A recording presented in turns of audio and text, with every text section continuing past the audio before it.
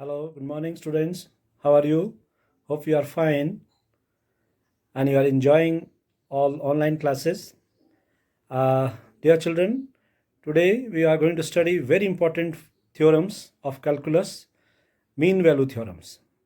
First theorem in that is Rolle's theorem, and the second theorem is Lagrange's mean value theorem. They are very important as far their application is concerned. Dear students, आज हम पढ़ेंगे calculus की most important theorems जिनको हम बोलते हैं mean value theorem. Okay, इसमें पहले थ्योरम होती है रोलेस थ्योरम, थ्योरम नंबर 6।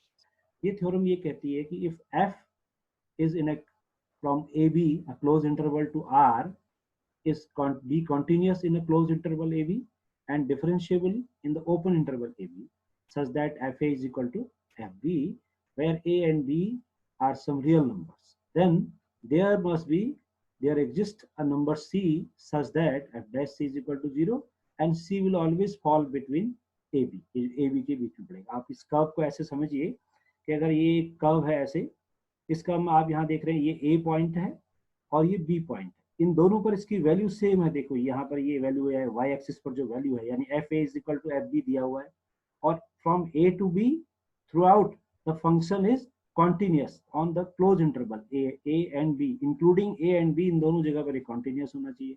और सेकंड कंडीशन है इसकी ये डिफरेंशिएबल होना चाहिए A to B, I mean you are able to draw a tangent at every point between A and B. Okay, तो ये ओपन इंटरवल है ए बी, यहाँ पर ये डिफरेंशिएबल होना चाहिए। अगर ऐसा है और साथ में एक और कंडीशन, तीसरी कंडीशन जो है जिसमें F A is equal to F B है, यानी दो point X is equal to A और X is equal to B ऐसे हैं जहां पर फंक्शन की वैल्यू सेम है।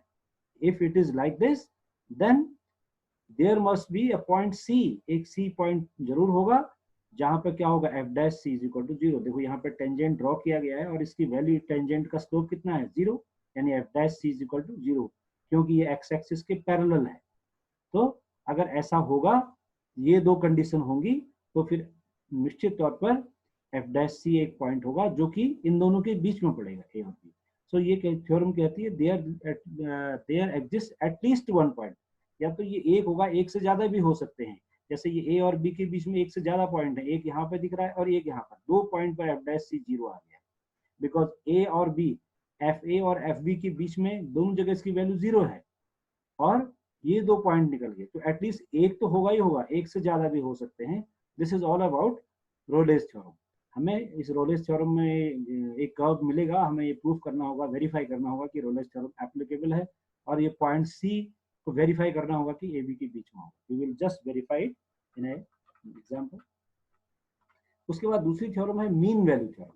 ये भी इसी प्रकार से है, इसमें फर्स्ट टू कंडीशन तो वैसे ही है कि f will be a function from AB to R such that it is continuous in the closed interval and differentiable in the AB। लेकिन इसमें वो थर्ड कंडीशन नहीं है जो उसमें देखी थी आपने रोलेस थ्योरम में।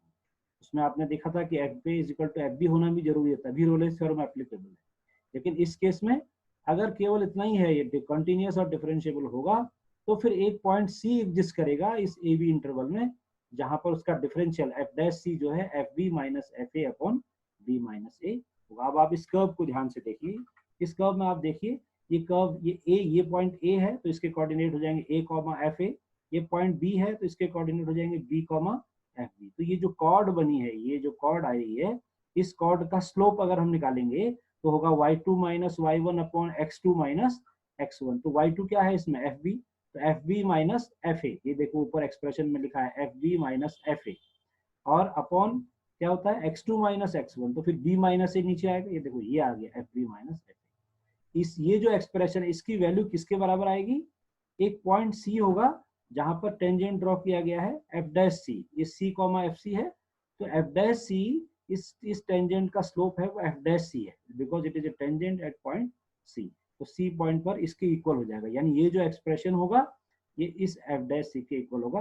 This theorem is like this. Okay, तो इसको हम बोलते हैं mean Lagrange's mean value theorem. Now अब हम एक क्वेश्चन को देखते हैं। देखो यहाँ क्वेश्चन सॉल्व किया गया है, तो जस्ट सी द फंक्शन।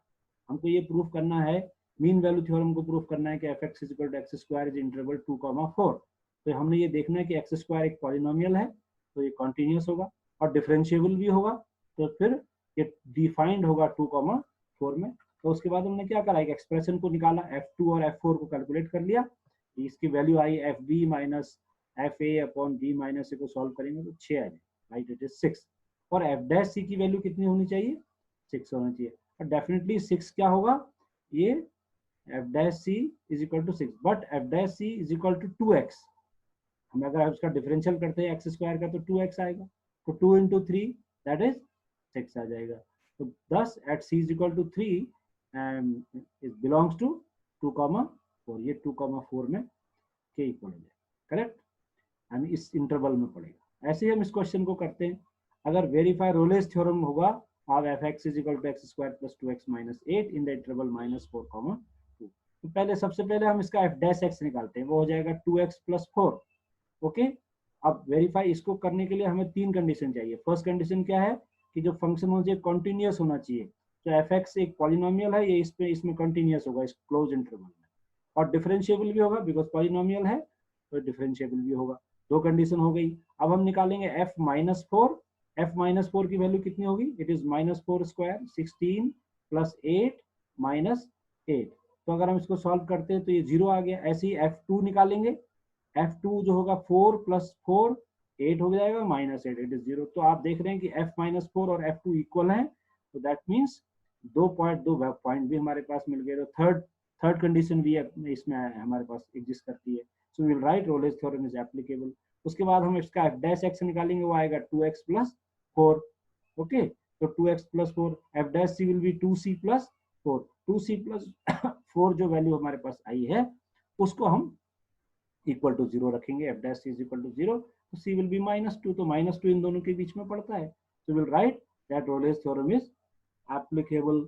ऐसे जैसे इस क्वेश्चन में है, ये ग्रेटेस्ट इंटीजर फंक्शन है, ये कॉन्टिन्यूस होता ही नहीं है, तो इसकी वजह से ये जो है ये यहाँ पे अप्लाई नहीं होगी। ऐसे हम इसमें मीन वैल्यू थ्योरम लगाएंगे, तो पहले हम ए बी में a और b की वैल्यू दे रखी है, पहले हम fb माइनस fa निकालेंगे, fb f4 रखने पर निकल जाएगा, fa f1 रखने पर निकलेगा f1, तो फिर हम f4 minus f1 upon 4 minus 1 इसकी वैल्यू निकालेंगे, ठीक है, और उसकी वैल्यू f' की इक्वल रख देंगे। f' हम यहाँ निकालेंगे तो इट इज 2x माइनस 4, तो it is f' is 2c minus 4 is that is equal to this expression में के इक्वल रख देंगे, तो वेरीफाई हो जाएगी, ओके। तो ऐसे करके आज हम इस दोनों थ्योरम्स को सॉल्व करके इनको समझेंगे और इस पर एक्सरसाइज को भी करेंगे, ठीक है।